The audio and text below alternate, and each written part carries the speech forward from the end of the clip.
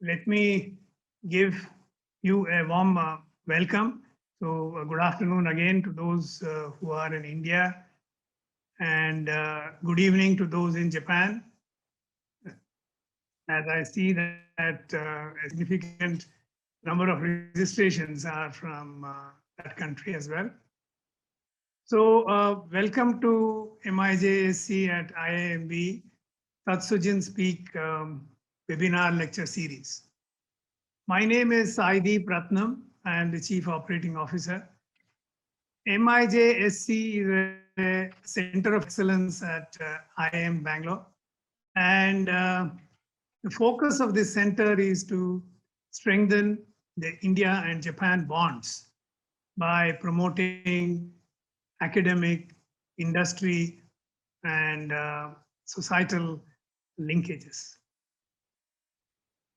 So this webinar series was actually thought of as one attempt where we can bring the experts from both the countries to talk to us about the societal, the technological, the business, and other facets of life, highlighting both Indian and Japanese perspectives. And this webinar actually is the sixth in the series. And we have with us today a great thinker, writer, mentor. And one of his unique abilities is to convey his ideas through stories. And I think that is what you will see, that his stories are very fascinating, factual, and inspirational, all in equal measures, so to say. Though I have so far told you about the skill sets that Jairam Ishwaran brings to the table, formally we need to introduce, because Jairam Ishwaran is popularly known as Jay for all his friends. And being an alumnus of IIMB, in fact, I and Jay did this course together. We were classmates. Jay had always been known for his great sense of humor and also his ability to think on his feet. So that way he is really street smart. And you will see some of that during the talk this evening, I'm sure. His achievements are very long and very impressive, but I do not want to cut into his time. Hopefully, whenever he joins, we will jump into it. So I will summarize this long list. He is an independent director at Jindal Steels, which is India's largest producer of stainless steel, and is amongst the top 10 in the world.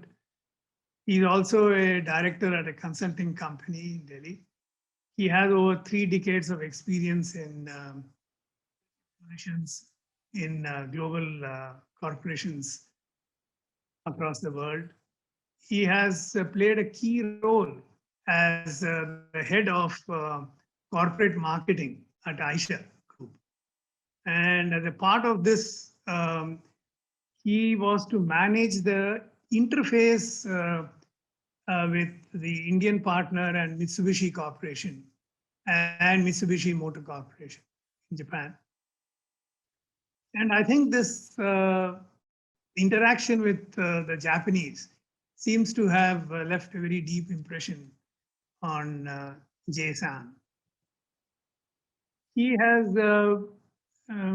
basically been an HR man when he started his career, but he grew in that field and was the HR head for a US headquartered company which had more than 30,000 people in its payrolls. He was also a CEO of an advertising agency, executive vice president at Punj Lloyd, and a VP at the erstwhile Hughes Software Systems. And of course, the list goes on and on. Currently, Jay is a very successful management consultant and a mentor to youngsters, and he writes a regular column in Business World. And I'm sure many of you have read his articles in this Business World. As an author, Jay has blossomed and written a best-selling book, Inside the C-Suite. And I would like to recommend this personally. I'm very impressed with this book. And I would like to recommend to anyone who wants to get into that corner office, which is the dream of many a youngster. The topic for this afternoon, of course, is leadership begins where management ends. And Jay will share with us some lessons from transformational leaders that he has encountered during his long experience that I have listed above. And from both Japanese as well as from the Indian perspectives. So such a topic, who else but Jay-san could cover in a way that could become memorable to all of us. So I would warmly welcome Jay-san to this. I would like to now, to get straight into the conversation that I'm supposed to have. And once again, everybody, my apologies. Technology can be terrible.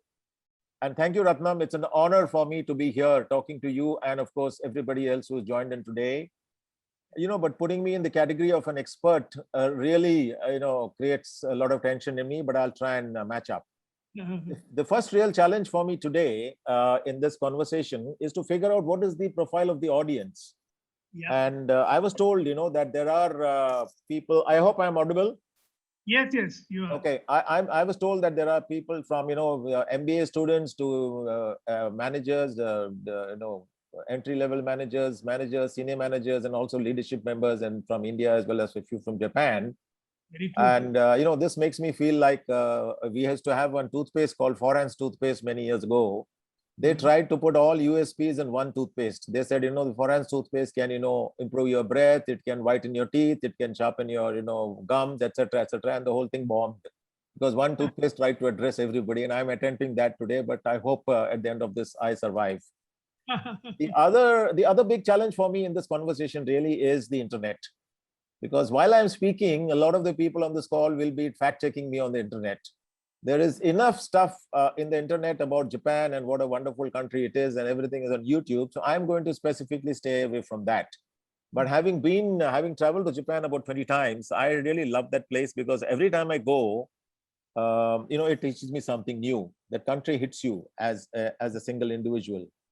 Right. So I would really recommend that those of you who are keen must visit Japan at least once.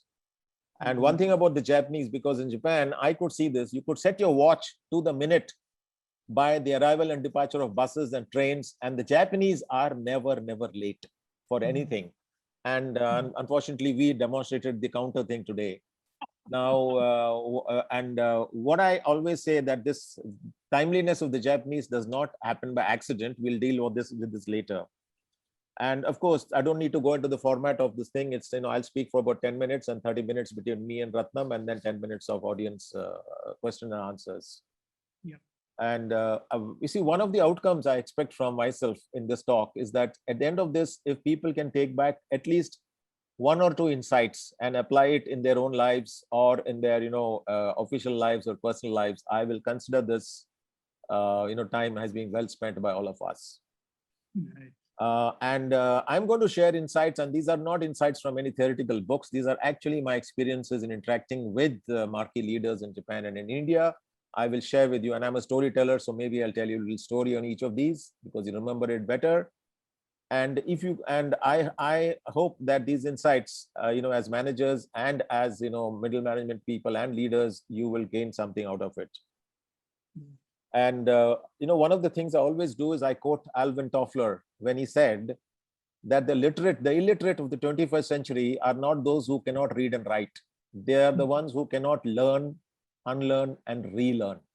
And that is what we are trying to do here. To kick off this whole discussion, let me get to the topic. The topic was that leadership starts where management ends. Yeah. And lessons from transformation leaders. Now, this is one thing I want to share with you, because wherever I've shared this, it has had an impact. It may be not new to many of you, but please remember, in whichever kind of organization you're working in, brick and mortar, technology, knowledge, etc., there are only 4 basic roles in the company. There may be 15, 20 designations, because we as human beings, we need fancy designations regularly, we need fancy space salaries, and we need fancy cabins. So that is part of the scheme of making you happy. But there are only 4 roles. Now, what are these 4 roles? The first role is that at the entry level, you are an individual contributor, because what I'm saying is critical for the talk. At the entry level, you're an individual contributor. You may join as a software engineer, become senior software engineer, but you're still only an individual contributor. The next role above that, the second role out of the 4, is that of a supervisor.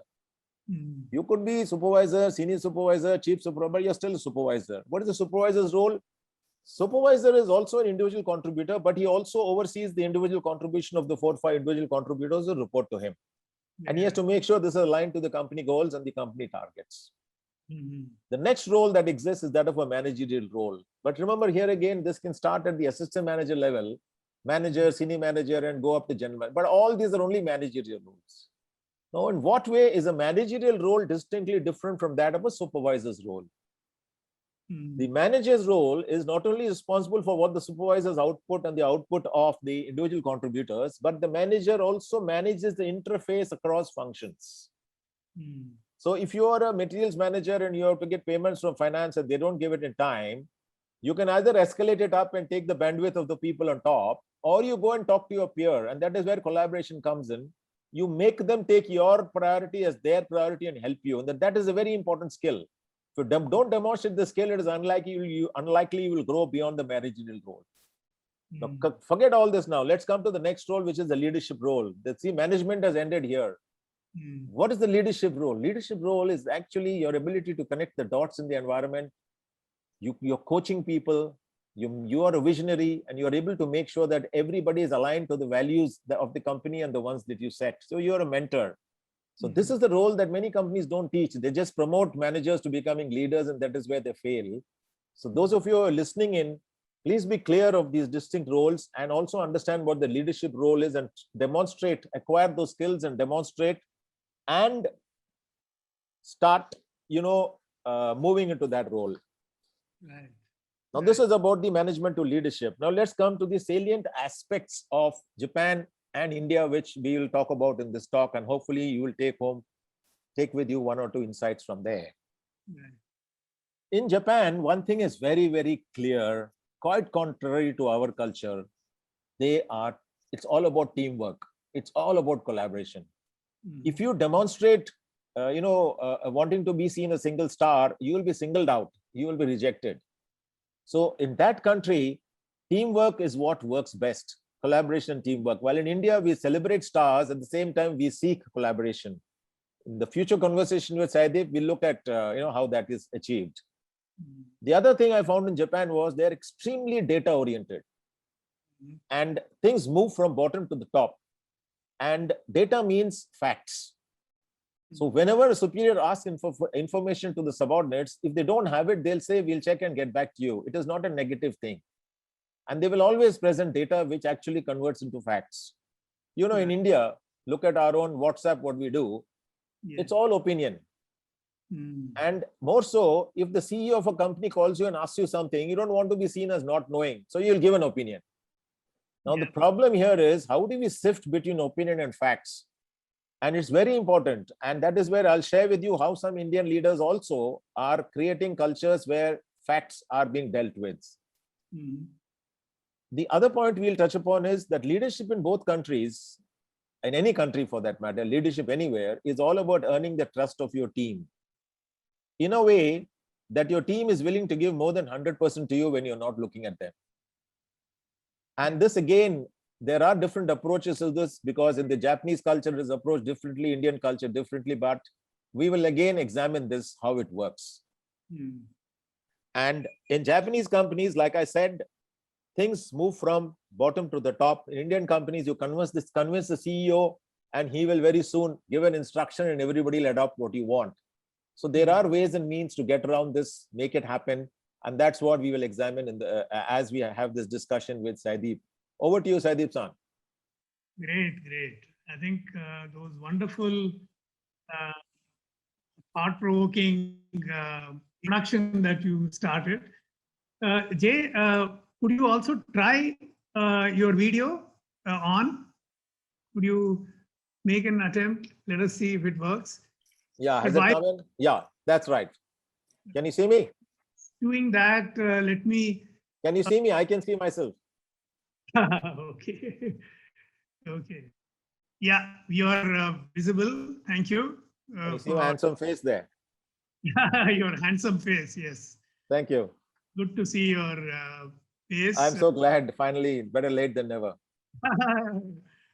But I just wanted to remind the participants of this webinar that Jay has agreed to answer your Q&A at the end of our discussion. So do key in your queries as and when you have a doubt. The structure, of course, he has already shared broadly, but it will be based on a sort of an interview, as you can call it nowadays, podcasts interview, they call it. And to maximize the benefit of having such a exalted person with us, I would be probing him and hopefully provoking him to share his vast experience in, of course, his inimitable style. So thank you, Jay, again for those opening remarks. Now, this sets us up for our discussion session today. You mentioned that strict adherence to time is what has impressed you most in Japan. And but you said something very interesting, because is well known to many of us. But you also said it does not happen by accident. What do you mean by that? How can you elaborate that point? Yes, let me try. You know, Saideep San, we take it for granted. Just like the sun rises every day and sets every day, we take it for granted while dealing with the Japanese that timeliness will happen. And when I used to go to Mitsubishi Corporation, I remember there was a gentleman called Yunoki-san, who used to come to my hotel at 5 to 7 in the morning. And we would go to the office, have breakfast, then have lunch and, meetings. And then he would then take me out at 6:30. We'll go visit all the pubs and the bars and then have dinner. And by 11:30, 12 every night, he would drop me back in the hotel. Mm-hmm. And next day, he would be there at 5 to 7. And he did this for about 5 days. Wow. And a month later, he was coming to India. Mm-hmm. So my office was in Nehru Place in Delhi, and he was staying at the Hyatt Regency at Bekaji Kama Place. So I called him up and told him that I'll see you on Monday morning at 9 o'clock. Monday morning at 8:40, I left my office. I reached the hotel at 9:20. I parked my car and I walked into the lobby hoping to see him, and he was not there. So I said, Christ, of course, don't forget, I was late by 20 minutes. So I called him up in his room and he said, why don't you come up? I'm having a cup of tea, very much unlike a Japanese. So I went up and we had, struck an equation over the last few trips. So I said, Yunoki-san, you were not there. He says, I waited from 8:40 to 9:15. And those are the days there were no cell phones. So he didn't know. He said, I didn't know where you were. So I said, let me come and have a second cup of tea. Right. So I said, Yunoki-san, traffic, terrible traffic. Yeah. So he smiled at me and said, pick up a coffee. I want to talk to you. And then he asked me, very interesting. He said, you remember whenever I used to drop you in your hotel at Shimbashi Daiichi at 11:30, 12 in the night, how much time you took to go to your room? I said, 2 minutes, 3 minutes. He said, yes. But do you know, after dropping you, it took me 1 hour to go home by train. I wouldn't even sleep properly that night because otherwise I'll be late. And then I'll wash up, have a quick breakfast and come to see, catch the train to reach you at 5 to 7. Wow. Tell me now, Ishwaran San, and this is what hit me. And I'm sure it'll hit this audience today. He said, what is the distance between your office and this hotel? I said, about 12 kilometers. He said, how many red lights? I said, about 9. He said, if you hit the red light when it turns red for you, and then what is the total cycle time? I said, about 2.5 to 3 minutes. He says, let's take 3 minutes. What is the average speed of the traffic? He did a code calculation at the back of the envelope and said, Ishwaran San, if you left your office at 8:07, you will never be late. And then he said, this is the reason why we are never late, because in everything that we do, we plan. We plan meticulously with data, and then we implement it. I have never been late after that, and wherever I have spoken, my audience has never been late. Only today, unfortunately, I don't know where to hide my face. No, I think you're making a point. On the contrary. Right. I think that's a wonderful example. I think very memorable to all of us. I will not forget anyway, this particular example that you gave.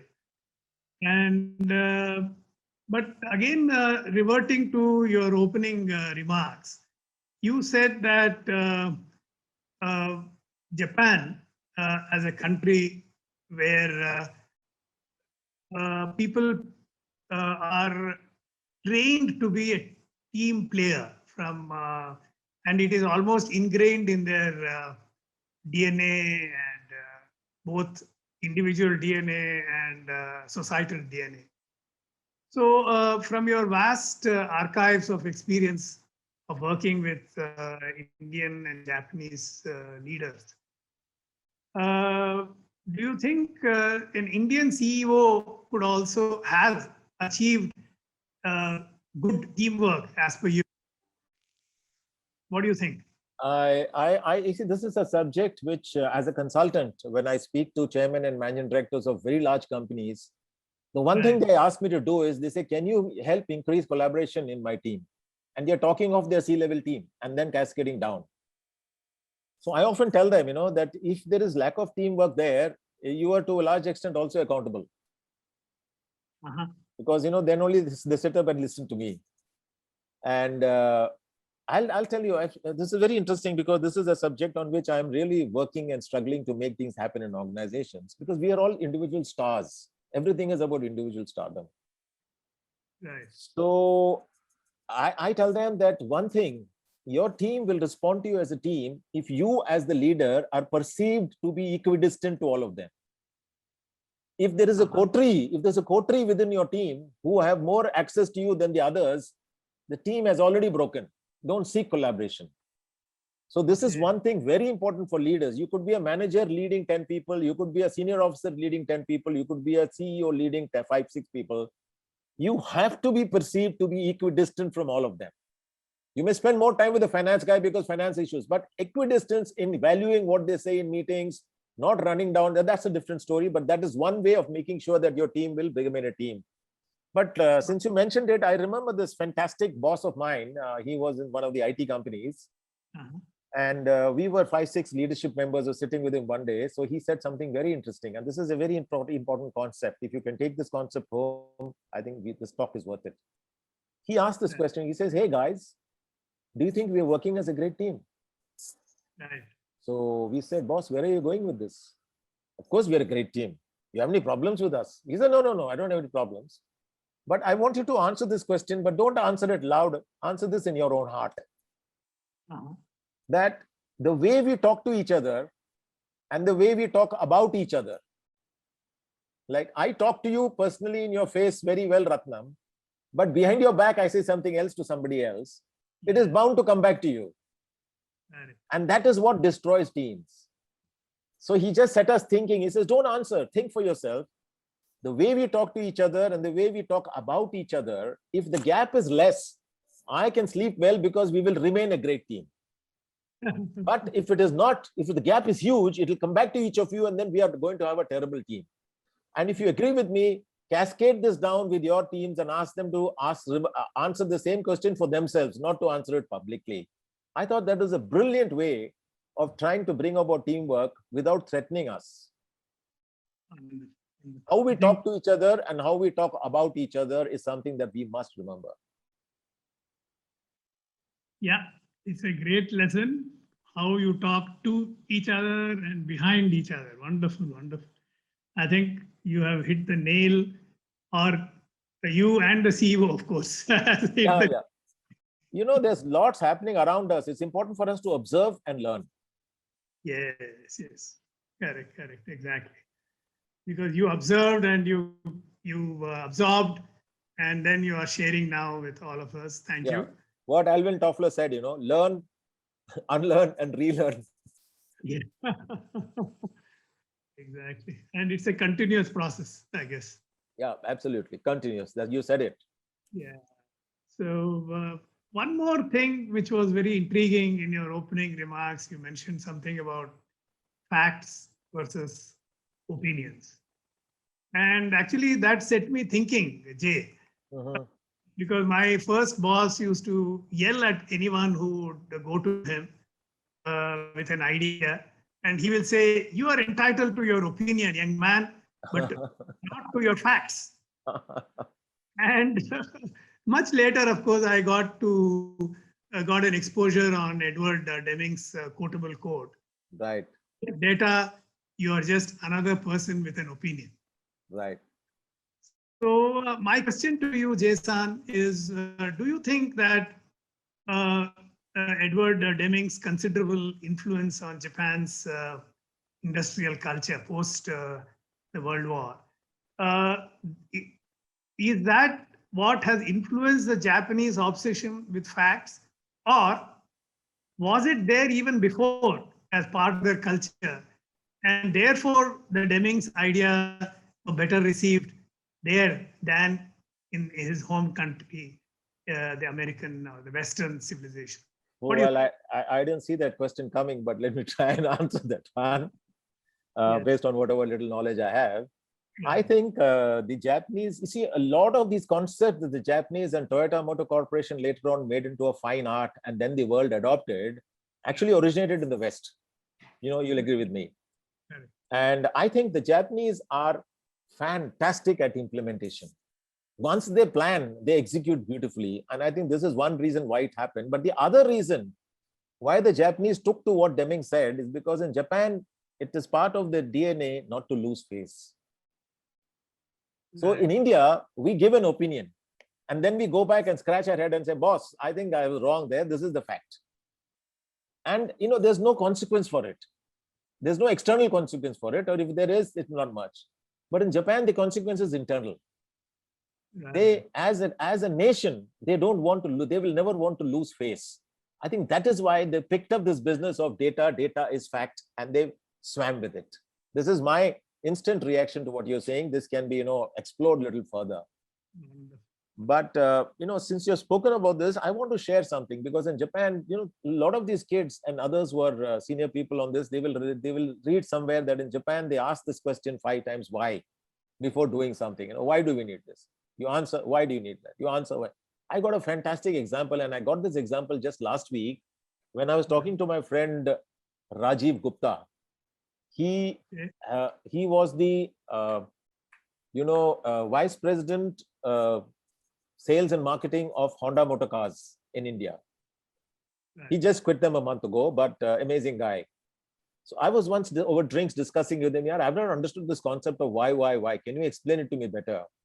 So he said, Jairam-san, no company which makes cars abroad designs a car for India. They pick up a model which they have, which is the most suited for India, decide the segment, and come and adapt it to the Indian market.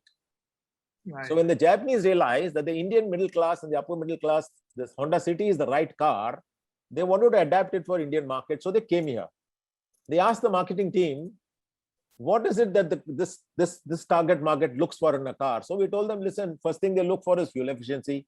Plus they also want power. Plus it has to have a high road clearance, because here the speed breakers are very high. Our roads are full of potholes. So you must design better suspensions. And most important, the Indian customer loves a very big dicky where he can shove in all the suitcases and everything of his. No, they didn't understand this. So they said, we can go to cities 100, 200 kilometers and see the quality of the roads. We can measure, they actually measured the height of the speed breakers. They did all that. But they said, we need to understand more about why they want big dickies, because they had to redesign the car. So they went to 2-3 families, middle class, upper middle class, and also some rich families who had lots of different cars and including size, this category. They asked them, so why do you, they said, oh, we want very big dicky. Why?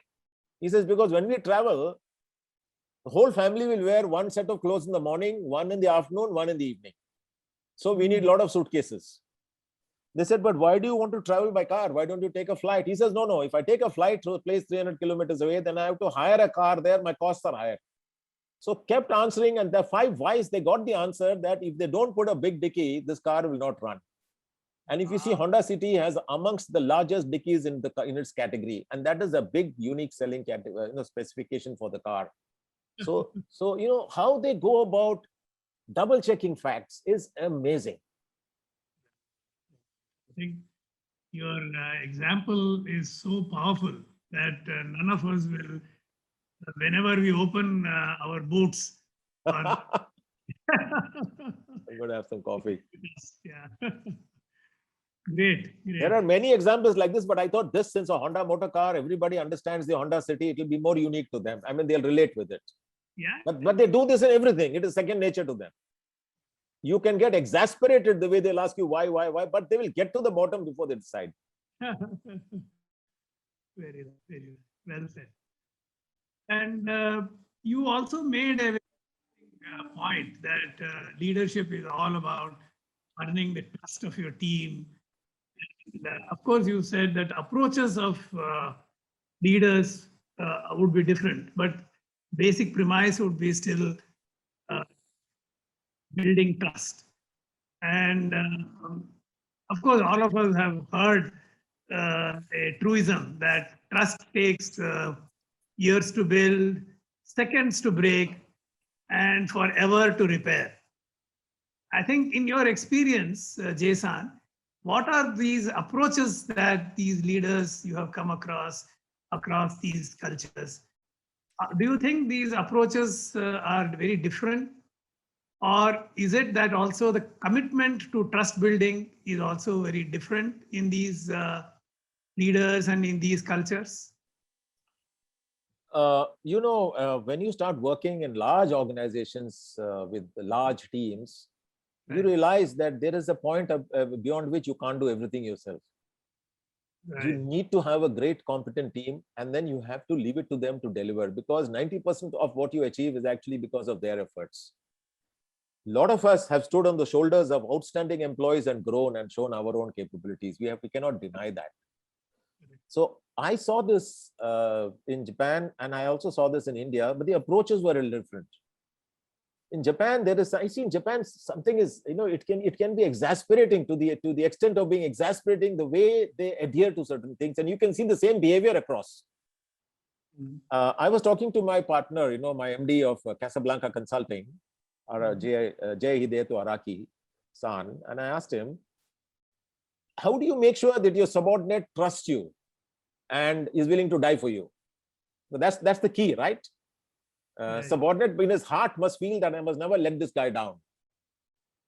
So he thought for some time and he said, Jay-san, in Japan, the boss will always take the blame in case the subordinate makes a mistake. I said, what does that mean? He says, suppose the subordinate makes a mistake which gets exploded to the top, the boss will say, I'm sorry, it is my mistake, I did it. But the second important thing is to be done is, now you have protected your employee, but you will be overprotecting him if you don't call him and tell him what he did wrong. Right. But I told him, give me an example. He said in Mitsubishi Motors Corporation, they were supposed to deliver some brochures, some 5,000 brochures for an exhibition that was 2 days away. The subordinate printed it, but he put the wrong logo because the company had just changed the logo. He put the old logo. They had no time. So Araki-san actually got the new logo printed with a sticker, and he went there and got everything done. And he told his boss that it is my mistake.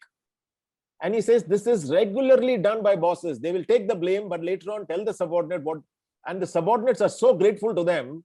And today I asked him, why did you do it? This is a very important question. I asked Araki-san, why did you do this? Did your parents teach you to take blame for others? He says, no, Jairam San, my boss did it to me when I was young. His boss did it to him when he was young. So this is something that goes down the line, and that is how we earn loyalty. Right.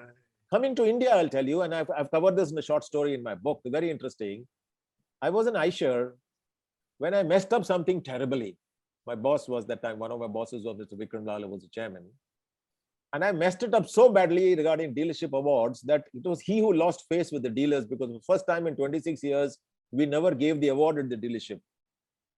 I actually disappeared from the dealership award function. A week later, he called me and he says, I didn't see you there. I said, listen, I've lost face. I didn't know what to do. He says, don't worry, these things happen. Have you learned from it? And then he convinced me, he taught me that I had actually been overconfident and I had done bad planning. He says, okay, it was one of the biggest bloomers in the company for him, but this is the way he dealt with me. He said, Jairam, it's okay. You learn from it. No, that's the price of this problem. Don't let it get to you. You know, Saideep San, I walked out of his room with an epiphany in my head. I said, oh my God, this man is not hurting my dignity. He still believes in me. Then I said, I will die, but I will never let Mr. Vikram Lal down again. So my story is simply this. The way you treat your subordinate when they fail you, that's very important. The way you treat them will decide whether they will walk out of your room swearing at you or swearing by you. If they walk out of your room swearing at you, remember they'll do a lot of things. You can never pin it on them. You're dead. But if they swear by you, saying, I will never let this man down, you got a winner, man. This is similar to taking the blame there and how you treat an employee here. So I found the similarities in building leadership this way and, building trust. I don't know whether I've got through, but to me, that's very important. I think it's you hit the nail on the head. In fact, when you are mentioning this, I recollect it has come very much in many videos or interviews of Abdul Kalam. How I'm sure you have also read that how PSS, when it didn't take off, Satish Dhawan went in front of the news channel and said, I am to blame. And when it succeeded, he allowed his Kalam to, and I think that was a turning point for Abdul Kalam to become a great leader that he became later. Are, that's a fantastic point, because in my own career, I've realized, because, like I told you, we may not admit it because of ego, but we have all grown standing on the shoulders of competent youngsters and young people, subordinates.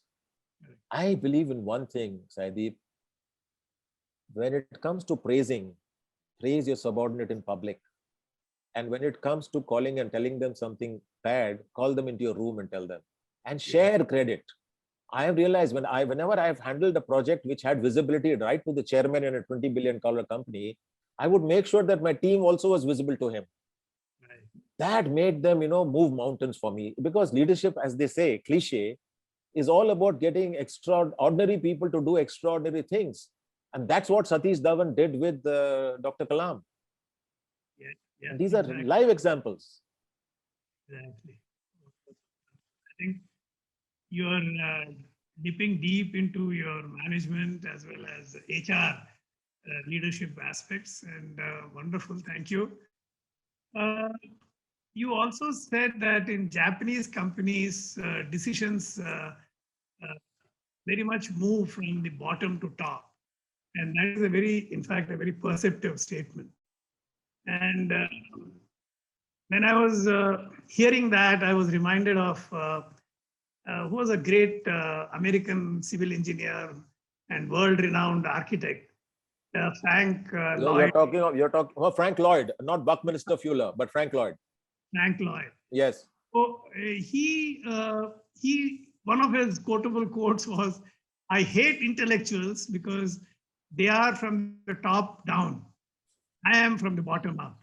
Yes, absolutely right. Can you share some examples of how it is in Japan and India in your experience? I experienced this once. In fact, I used it to my advantage. The Japanese way of doing things from bottom to the top. You see, when we launched the Mitsubishi truck in India, we were the third people. The first one was Toyota and Mazda. They launched it earlier. And in India, nobody knew Mitsubishi. Toyota and Mazda were known because of the cars already being here. And we didn't have advertising revenues or do anything because we were already running very tight on costs and budgets. So there was this Himalayan rally racing that was going on in India. So I went and met the rally chief in Bombay, and I went and told my boss that, listen, if you can get Mitsubishi to come and participate in the Himalayan rally, the TVs will cover it, and the TV channels cover it. We get free publicity, and the country will hear of this term called Mitsubishi. He said, no problem. He told the secretary, get me the director in Mitsubishi Motors Corporation. And he spoke to him, exchanged plane. He says, I think you should bring your Japanese rally car to India. He says, hi. He said, okay. And he said, I've spoken to him, it will come. Okay. I told him, boss, it doesn't work that way. If I tell you something and you instruct me, I'll do it. But it's not going to work. He's going to call his experts down the line, and he'll talk to the lowest guy in the system, and he will then take they respect the opinion of experts down the line. He will now. 1 year, 2 years, nothing happened. And we're looking into it. So I said, let me go to Japan in the next trip and I'll solve the problem. Right. I went and met the advertising people, because in Japan, they outsource everything. So in Mitsubishi, there was this Office of International Business Planning. Right. They used to manage 110 countries of the world with 7 people, but all the work was outsourced to an ad agency. So I went and met the lowest level person in the ad agency, a very smart girl. I told her, show me Tokyo for half a day. And over lunch, I asked her this, I said, they've got a lot of budgets, etc. for India. Why they're not giving me? So she smiled. And I said, I want to bring the rally team to India because that will save my problem, because I'll get free advertising. She says, oh, you know one thing, that in India, nobody pronounces Mitsubishi properly. I said, why? She says, it is Mitsubishi, 4 syllables. She says, you say Michibichi, Muchibichi, etc. because we mess up with the names. And it hurts the Japanese. The Japanese, it's again a problem. You see, they don't like it when you don't even pronounce the name properly. So I said, what do I do? She says, you do one thing. And she's a low-level person. She says, you do one thing. You find out, first of all, whether the Himalayan rally is part of the Asian Pacific rally. If it is, because then they will get points for that Asian Pacific championship. Then you talk to them and tell them that the name is not being pronounced properly in India. We need help. They will send. I went bottom up. And 2 years later, for next 3 years, they sent the rally team to India, the world-class rally team. 2 747s would fly down, huge money. TV channels covered it. Everybody knew what was Mitsubishi. Had I tried that top-down approach, it wouldn't have worked. So I think, you have to understand how it works. It will work for you. Respect expertise below the line and go up. It will all work because top management respects the expertise of people down the line. I don't know if the example rings a note, but I think it worked for me. It very clearly rings a bell, and many of our, I will say, failures stories, it will, to recollect why it happened, maybe it was because of what you said. Great. Jason, do you have an example of a leader who was very successful in back home in Japan, and was also able to replicate that in India?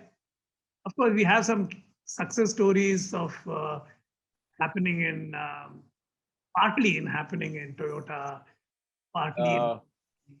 Yeah, I'll let me try and give you. I think this might be a good example.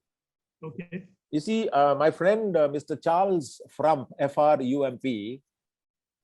He was the CEO of Volvo Cars in India till March 2021. Okay. He's just moved to Malaysia as the head of Volvo Cars in Malaysia. Right. Why I'm taking his name? Because he is married to a Japanese lady, speaks fluent Japanese, and spent a large part of his time in Japan. He treats Japan, if not his second home, at least, if not his first home, at least as his second home. He loves that country. And he's been a CEO in Japan, successful within that culture, then CEO in Scandinavian countries, CEO in China, and CEO in India. I remember casually asking him once, how do you change yourself? Because different countries, cultures are so different. What works in Japan will not work in India. Can you tell me how you manage it? Right. So he laughed. Right. And he said, it's a very perceptive question, Jay. I said, so tell me now, I want to learn. Yeah. So he says, in Japan, I realized that if I was dealing with facts. Whenever they gave me information, it was always a fact. I didn't have to waste my time double checking it. I could take decisions based on what they told me. But in Yeah. India, I realized that this is a country full of opinions. Right. And more so, if a CEO talks to a subordinate, he thinks he's being evaluated. So he Right. doesn't want to give a bad picture saying, I didn't know. So he'll just shoot his mouth off. But later on, through his boss, he'll come and tell you, no, actually, that was not right. This is right. So he said, I had to get things first time right, as they call in QC, first time right, doing things first. I said, so what did you do? Because you can't change the DNA of us because we love to give opinions. He said, no, then I did one thing, Jay. I called my team. And this is brilliant. Huh? And he said, I called my team and told them, listen, guys, I am not a Superman CEO. Right. I don't have all the answers. Right. If you call me and come to me with a problem, I will tell you, together, let us find a solution. I am not a Superman CEO who's been dumped here, parachuted here. Right. But similarly, I know that you are also not Superman subordinates. Right. If you don't have the answer, don't worry. I will not hold it against you. But I'll definitely hold it against you if you give me your opinion today and come back tomorrow and say that was not right. Then it's a zero tolerance. Right. So don't feel bad. You're not Superman's subordinates. Tell me you don't know. We will together find the answer. Wow. And Jay, it worked for me because what was the key to what I did? I shared my vulnerability with them. Right. And I let them know that being vulnerable is not a weakness. Right. You also can appear vulnerable before me. I will not evaluate that as weakness. Right. Psychologically, very subtle thing. Very And good. I spoke to him last week. And he said, Jay, I have done the same thing in Malaysia now because there also people love to give opinions. Japan is unique. Okay. So he has actually exposed his own vulnerability to make them feel comfortable. Don't worry. I'm vulnerable, you're vulnerable, but let's just get it right the first time. Right. I don't know. So this is something which I have learned and I am also adopting it. Great. There's nothing wrong in showing that you're vulnerable. Very nice. Great point. Great point. Thank you. This is for the leaders in the group. I will like to take you to a slightly away from your opening remarks.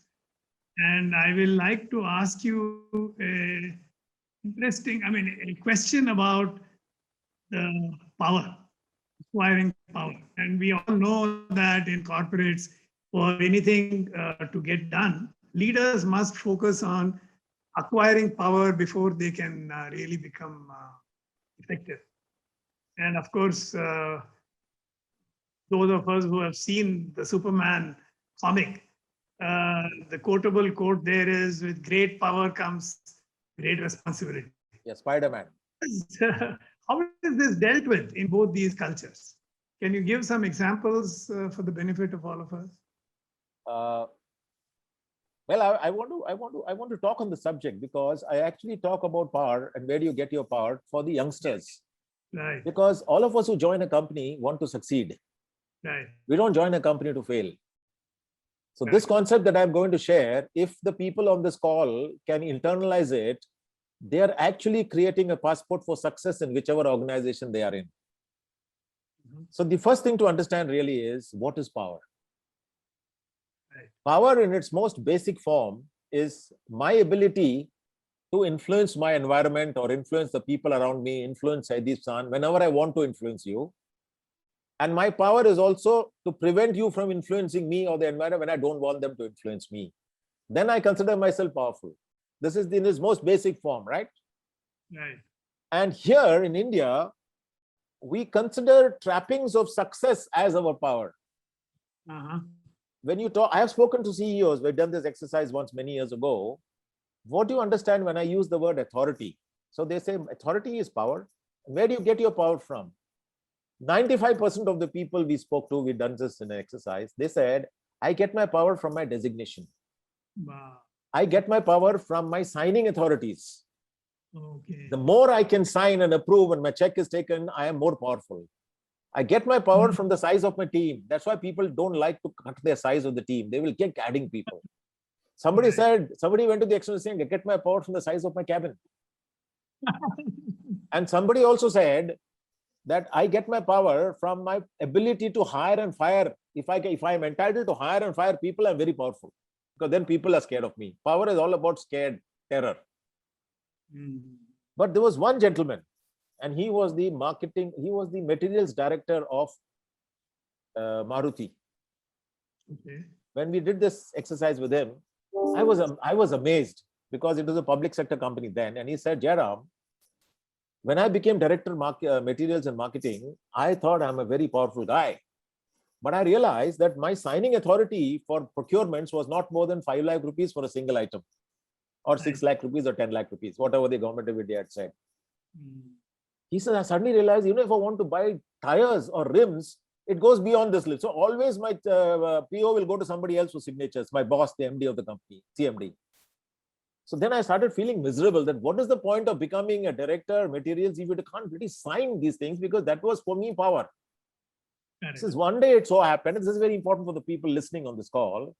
One day it so happened that there was a big contract worth a multi-crore contract, which was in front of my boss. And he asked the people around him, has this guy seen it? He's talking about me. They said, no, sir. He said, show it to him. Unless he initials, I will not sign it. Big document came to me. I spent 3 days reading it, but then I initialed it. He signed it.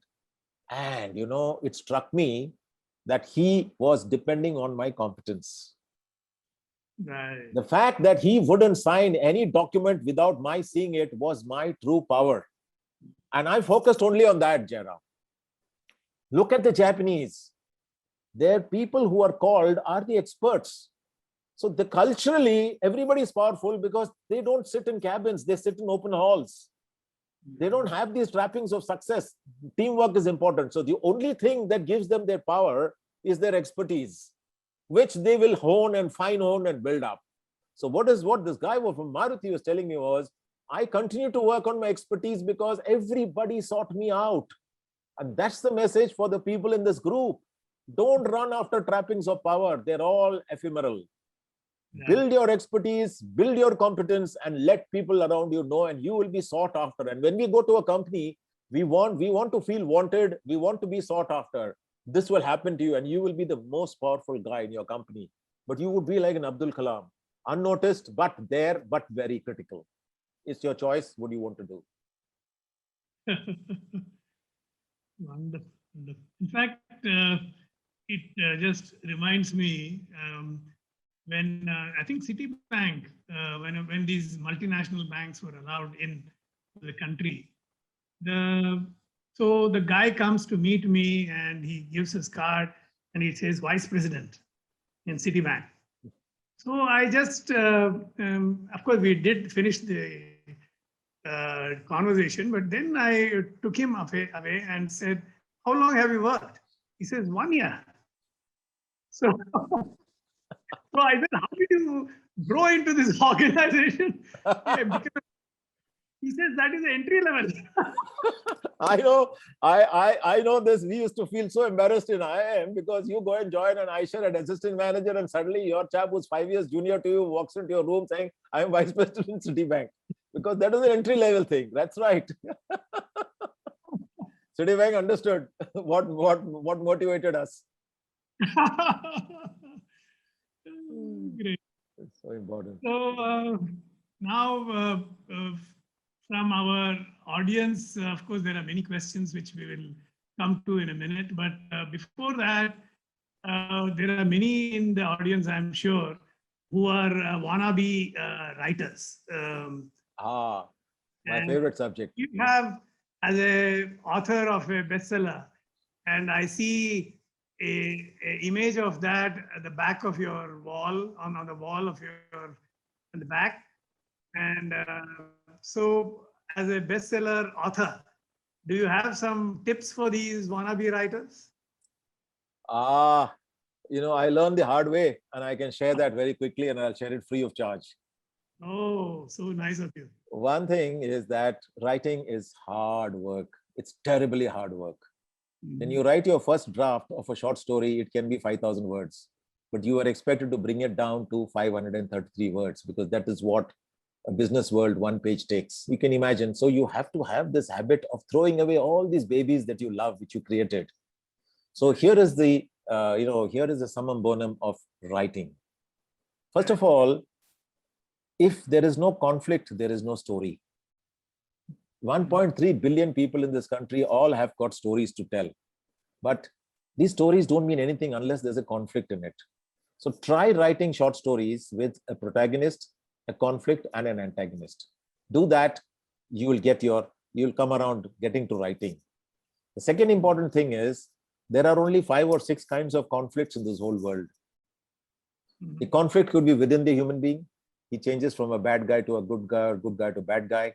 Or the conflict could be between 2 people, or it could be between a person and an animal like Jaws. It can be between person and the environment, nature, like the movie Fog. Or it can be a conflict between human beings and aliens like E.T. And the last type that has come in the last few years is conflict between us and artificial intelligence. Now, I learned writing. It took me 2-3 years to learn writing online. And then I started writing and my short book went. Then I went to London. This is something for all of you. I went to London in 2019 to do a 3-day course with this guy called Robert McKee.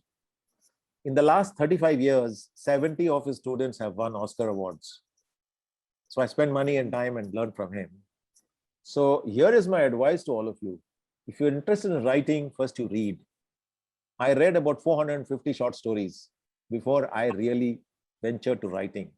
The second thing is, writing a book is like writing a screenplay. This is very critical. Please listen carefully. How is a movie made? Saidip San, a movie is made in scenes. And each scene can be 1 minute to 2 minutes long. So if it's a 1 hour, 20-minute movie, there'll be between 70 to 90 scenes. That's how the director shoots it. But what is a scene? An outdoor shot is a scene, an indoor shot is a scene. A day shot is a scene, a night shot is a scene. When a camera undergoes a major change in location, it's a scene.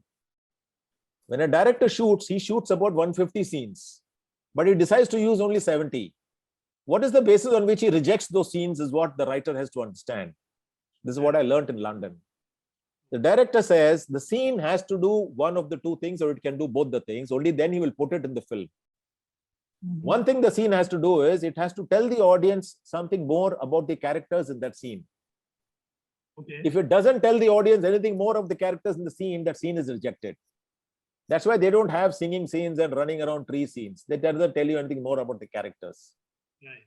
And the second thing is that scene must take the story forward. If it doesn't take the story forward, cancel it. So also when I write, sometimes I get 17 or 18 opening lines because the opening line is the most critical line. Sometimes I write 17 or 18 opening lines. Right. Now here is a little trivia.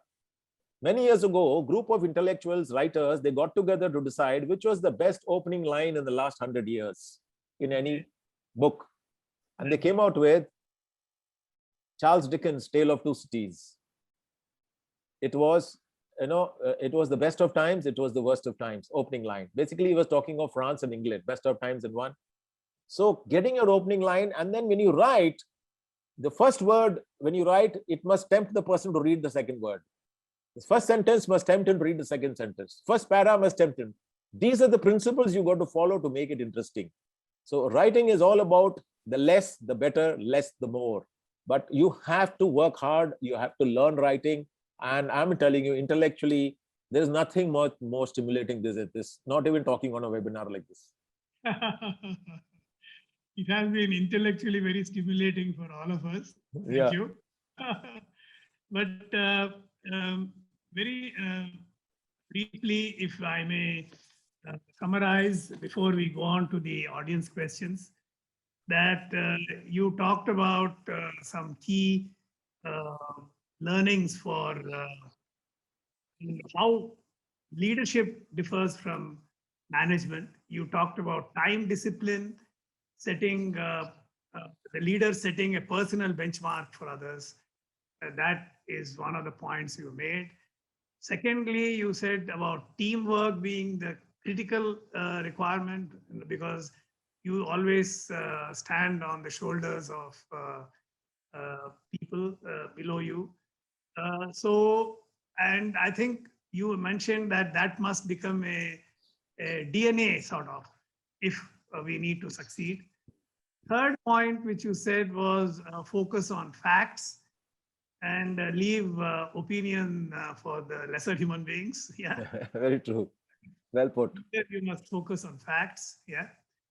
Then, of course, the T word, the most important trust word. Yes, build trust and let the decisions flow from the uh, bottom to top, because that will be more acceptable later and much faster to do. Then you mentioned about transferring of styles. You said that even the styles can be changed or spread across cultures, and it depends on the leaders' focus on that. Very true. Then you made very interesting about the power, and you gave examples of how power can be nurtured by the leaders and dynamics behind it. You mentioned that. And to conclude, you gave us some very insightful tips on how to become another Jairam Ishwaran. So, Sadeep, there was one, it's purported. They said somebody challenged Ernest Hemingway. People must read his books. The Old Man and the Sea won the Nobel Prize. And they challenged him to write a short story in 6 words. okay. And he wrote it. He said, and this is claimed, he said, baby shoes for sale, full stop, never worn. Such a poignant story because the child died. That's why the shoes are for sale. Okay. Emotion. Very, very touching. Yeah. So if you have time, can we take 1 or 2 questions? You have been Yeah, I would be happy to. And I only hope they ask me easy questions. That you please filter it and give me only the easy questions. Yeah. So there is one Ranjit Jatar says, in Japan, if there is a bright high spot, how does the system ensure that he is noticed, especially when Japan is not promoting people on star system? So can you give some idea? Should I repeat the question? No, I got it. By bright eye, he means, there's somebody who's a star in intellectually, and a star, individual star. Yeah. I think what makes you an individual star in Japan and what makes you an individual star in India are 2 different things. In India, if I ask a question and one guy puts his hand up and says, and he has all the answers, he becomes the star. But what will make you a star in Japan really is what I've just spoken about. If you are seen to be a high team player, you're seen to be highly collaborative, and you don't go and badmouth your colleagues to your boss. So that is never encouraged there. Then the boss is bound to ask you, have you spoken to him about this? Does he know you're coming and talking to me like this? So that will shut off the guy permanently. So it's also a question of, it's like the concept of beauty. Yeah. In certain cultures, beauty, it's got its own interpretation. So I think if the question from this gentleman is that, how are individual stars worshipped there? I think that may be happening in the sports field or something, where in baseball, he hits a few runs, etc., etc. But there also, I think it becomes collective. That's the best answer I can give, because what is the star there is very different from what is the star here. You cannot say if individual performer like India, if the similar performance, it may not happen there because the system rejects it. Right. Thank you. There is one more question from professor in Christ University. Is it okay in transformational leadership that the leader's contribution is not recognized and appreciated by others? It's not appreciated by others adequately. This is something which is very personal, because as you grow older, and this is something that I am also experiencing, we have spent half a lifetime trying to live a glorious life in the minds of others. And we spent a lifetime taking things for ourselves. But when you start giving and you tomorrow mentor somebody and you coach somebody and you see the next level leader, there's no bigger example than this in football coaches. See, some of the best teams in the world, Barcelona, in the Premier League, Manchester United, or even in Japan, the coach, you may never know who he is. But Right. it's the team that is winning all the accolades because he's managing all these superbly talented people. He doesn't teach them. He cannot teach them. He cannot teach a Ronaldo or a Messi how to play football. They come with that knowledge and that intrinsic talent. But what you do is you make them all blend together, and that is your contribution. You bring the best. And where there are ordinary players, you make them do extraordinary things. And there's no greater satisfaction for a leader than to stand in the background and not be there being applauded when he sees his proteges being applauded. To me, that is the biggest satisfaction. So it's an individual thing, it's a personal thing. So whoever has asked the question, I don't know whether they can understand what I'm saying, but try it out. There is so much thrill in helping someone grow and get into this limelight. You don't have to be there to take the applause, but you know that you have done something worthy. I think as teachers in many organizations, many institutes do that only. They teach, then the person whom you have taught has become a star. And then Oh my God, Saideep, you hit the nail on the head. Remember our teachers at IIM today, we still, we still remember them because they took the pains to suffer us. At the same time, they made us what we are today. And, you and I are on this call. They should be on this call. yes, exactly. I think we will bow to them. Yes, I do. I do that always. Yes. One generic question, of course, it's a very broad question, but you see how you can handle it. It says, how does one make JVs with Japanese work in India? It's a big question, but you may just give a few points. I think the first thing you must realize is when you're dealing with a Japanese company, you're dealing with the company. You may be interacting with one person, you may be interacting with two people, negotiating with three, but remember, what is the reason why they are coming to India? And this person has to sell a lot of what you're saying back there. So don't push an individual. Understand where their shoe hurts and what is it that they look for you. That is one very important aspect. The second important thing I think is, like I always say this, it may take you 3 years, 4 years, 5 years, and you will start wondering, why do the Japanese take so long to decide? But let me tell you, they're not fair weather friends. Once they decide to get into a JV with you, so long as you don't do anything which betrays the trust they have in you, they will remain your friends for life. So very often I have seen in Indian companies, they have actually cheated some of the Japanese in these JVs. And the other thing is the Japanese share a lot of information amongst themselves. Right. When I go to Japan and I meet the Japanese, they have more information about a particular company, a Japanese company in India, how they were shortchanged by their Indian partners. Right. So they keep themselves informed. Information is power for them. Data is power for them. Facts are power for them. A lot of that influences. So when you go to them, you're already starting off with the negative because they would have heard a lot of negative things about the way Indian JVs have actually manipulated Japanese JVs. You have to somehow work harder to overcome that, all perception, and perception is not your fault. It's a lot of things happening around you. So I think go into it with trust, and if you want them to trust you, you have to be worthy of their trust. Right. And do that. Don't do anything which tomorrow will, upset that. So I think it's easy to make a JV work. If it doesn't work because we have messed up something somewhere, and it will take you 2-3 years to sign a JV, but they're not going to come out of it just for some small reason. Great. So they are there for the long term. That's what you mean. Yes, they are there for it's like exports. If I'm exporting to a Japanese textiles, 5 other guys will send the same product to him saying, I'll give you 30% off. They will send the fax to me saying, Jason, look at this, and throw it away.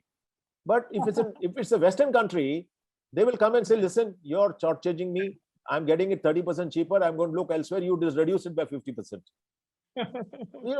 I have experienced all cultures. Every culture has its own pluses and minuses. But with the Japanese culture, one thing is, if you level with them, they will be with you. Okay. So, of course, this is, since you gave some Bollywood examples or Hollywood examples, there is one Bollywood or Hollywood, I think, question. How come Rajinikanth as an individual is a big star in Japan? Honestly, I don't know. I think, I don't know. I have no clue. This is a subject on which this is above my pay grade. But let me try and answer this. Maybe his movies have such fantastic post-production effects that they love it because they love comics. But one of the other reasons, other reasons could be because why I love Rajnikant. I don't see too much movies. See, this man is not ashamed to show himself the way he is. Right. Most of our other stars will appear to be very what they look like in the movie. They like to be seen that way. But you look at Rajnikant, the real Rajnikant that you see in the photos of newspapers, he's such a nondescript guy, which only shows that he's internally very secure as a human being. That's my definition. But I have no answer to this. It's above my pay grade. If you have an answer, you could try and answer. We will take your hypothesis as okay. Interesting question. One last question, if you can answer. This is, of course, linked with the grade of women in Japanese societies and in the corporate world, especially so. And is it, from your experience, is this true? And what could be the cultural bias, could be the reason for this cultural bias? See, I can tell you what I've observed. I have not gone into depth because of the cultural bias that can be studied by your organization, maybe. But from the 80s, I've been interacting with Japanese and their companies. Women were not given a major status in the organizations. But my partner, Mr. Araki, tells me that now it is changing. Many of them are joining, schools of higher learning. And like when I used to hire from IT companies into engineering colleges, my boss in America would say, Jay, having just 15% or 7% or 10% ladies is not good enough. We need 50%. I'll tell him, boss, my problem is in the engineering college itself. Like you remember at IIM itself, there were how many 7 or 8% girls when we were studying. So I said, the very place from where I hire, the mix is not okay. But I believe in Japan now, a lot of these ladies are getting into positions. It'll take a long time to get to, the glass ceiling is still very much there. But a lot of them are going into education institutes of advanced learning, etc. And I'm sure they will now be coming into organizations. But historically, this has been the case that, women have, maybe because they didn't study, they were supposed to be homemakers. Because a lot of what you see in Japanese children, the ethics, the behavior, is all that the mother puts in them. Right. So maybe the focus was there, that the mother is the homemaker. She's the one who brings up the next generation citizen with the right kind of models and habits. Maybe that could be the reason culturally. So that way we are very similar. Yes, absolutely right. Things here also are changing. Yeah, and change will happen. Yes. It is a slow process. So wonderful. Thank you, Jay-san, for your wonderful, insightful, taking us through many aspects of leadership, management, what are the differences. I think there have been great takeaways for all of us, and we appreciate and do both the Indian way and the Japanese way of namaste. And my email ID is there. My social media accounts are there. People can see it, and if they want, they can connect with me directly in case a few questions have remained unanswered. And like I said, I am not a Superman. I'm vulnerable. Together, we'll try and find the right answer. And if we don't know, we can always access Google. No. As you have mentioned many times, humility is your middle name. That's right. Jairam Humble Ishwaran. Thank you so much, Saideep. And I must thank your team, for Preeta, the others in the work in the background to make this a success. And I am very grateful that, you allowed me to share some of my experiences and, if I can call it, little knowledge. And I hope it was of use and people can take home one or two takeaways. Two takeaways I will want them to remember. One is how you treat your subordinate when they fail you will determine whether they walk out of your room swearing at you or swearing by you. If they swear by you, you will become a great leader. The other one is how we talk to each other and how we talk about each other, whether in the office or at home or amongst our friends, will determine our own credibility. Just follow these two. The rest will fall in place. I think your one-liners have really hit us where it should. Yeah, you remember Dirty Harry? He says, "Make my day." Yeah. As a film writer now, make my day. Or Arnold Schwarzenegger says, "I'll be back." Yes. And in that movie, Jack Nicholson and Tom Cruise, where he says, that you can't handle the truth. Correct. So Exactly. I mean, it's the one-liners that are remembered. That's why I emphasize this. Thank you again. Thank you And very much. we hope to see you on this forum or any other forum of the center soon. Thank you. Always ready. Thank you so much once again for everything. And thank you very much, everybody. It's a real pleasure being here. Appreciate it.